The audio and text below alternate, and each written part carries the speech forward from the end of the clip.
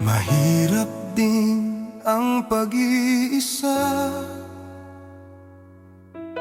kinilatis ang bawat alaala. Hindi para balikan ng sakit, kundi para intindihin kung bakit sa salamin mga matang minsan na lang kumikislap, konting takot na nagtatago sa yakap. Natuto akong pakinggan ng damdamin, hindi na huling opsyon ang sarili ko sa paningin.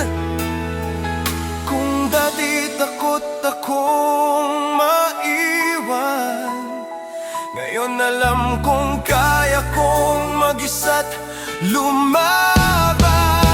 Sa sarili muna ako babalik, doon sa pusong matagal kong iniwasan at tinik. Hindi nahihingi ng kulang na pagtingin, buong-buo na ako bago pa man magmahal ulit.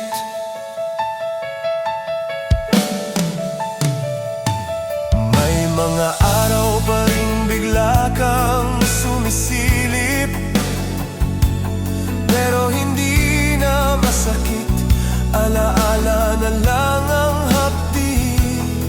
Hindi lahat ng minahal ay mananatili, at hindi lahat ng pagkawala ay pagkatalo sa sarili. Pinatawad kita pati na rin ang ako sa mga panahong hindi ko alam ang halaga ko. Hindi na tanong kung sapat ba ako, ang sagot ay malinaw, oo, buo. Hindi pala dumarating ang lakas sa biglaan, hinuhubog pala to ng katahimikan. Sa sarili muna ako mananatili, habang binubuo ang mga pangarap na naputol dati. Kung may darating, hindi na ako magmamakaawa, dahil alam ko na ang halaga ko, sapat na siya. At kung magmahal man akong muli, hindi na ako maglalaho sa tabi. Magmamahal ako ng may hangganan,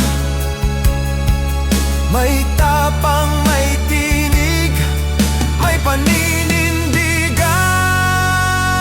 Sa sarili muna, yan ang pangako. Hindi na iiwan kahit kanino pa ako mapunta o matalo. At kung may hahawak sa pusong ito balang araw, hindi na siya bubuo, dahil buo na ako bago pa man siya dumating. Tahimik pa rin, pero hindi na nag-iisa. Sa wakas, kakampi ko na ang sarili ko sa laban na to.